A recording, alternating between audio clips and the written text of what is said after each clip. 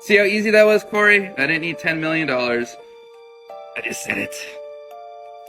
But Spielberg, who, by the way, no, I'm not even going to talk about Spielberg, who, by the way, Steven Spielberg is a pedophile. Yep. See how easy that was, Corey? I didn't need $10 million. I just said it. But what I want to get into is, I want to get into like the bigger picture of how this stuff is all connected. Because when you're talking about like really elite levels, the name of the game is blackmail.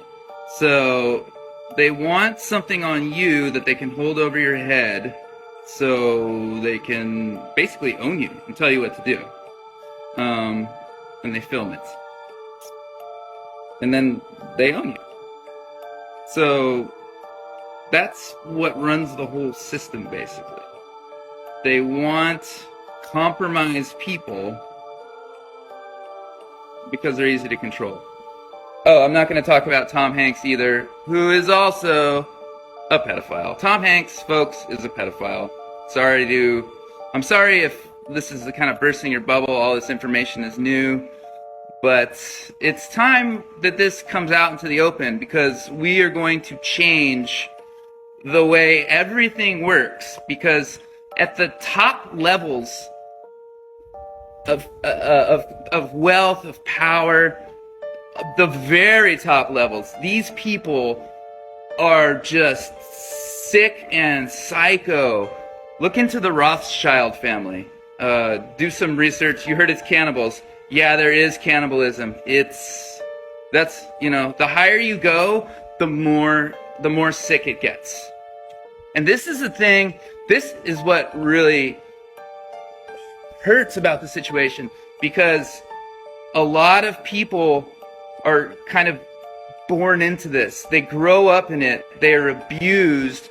And through the abuse, especially as a child, you can break someone's subconscious mind. If you're not aware of any of this stuff, look into MK Ultra. Jimmy Savile. Yes, I'm getting into that. That's on my notes here. That's in my notes. The royal family. Yeah.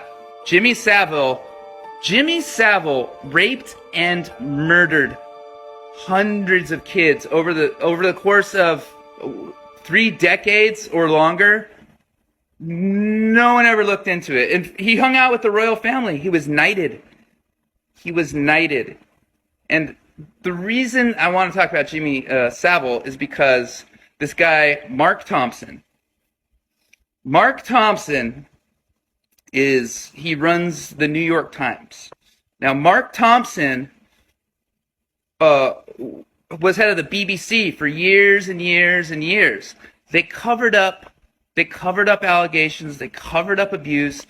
They let him run rampant, and they just covered it up. So this guy, Mark Thompson, is at BBC, and then he goes over to the New York Times. Now think about it. If someone like that is running a giant media organization, what are they going to say? What are they going to tell you? Are they going to tell you the truth? No. No, they're not going to tell the truth. That's why when people say the news is fake, it's because it's run by these people who are into some very, very, very, very sick stuff. Those people are compromised at the top levels. It's really bad, and it's when it hits you, it's hard. I mean, I didn't know. It took the situation punching me in the face before I realized I was in the middle of some crazy fucking shit. And most people are good, and they want to trust. And they can't even imagine that kind of an evil exists. And that helps them cover it up. We have been brainwashed for our whole lives. If you want to do research on Operation Mockingbird, That's been going on, 50 years.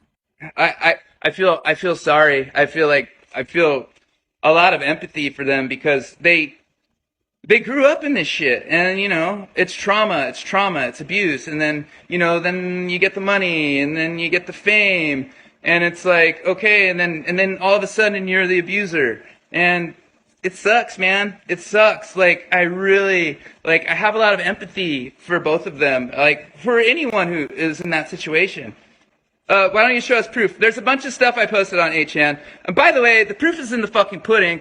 If I'm lying, sue me. Sue me. Great. Let's go to court. Let's have discovery.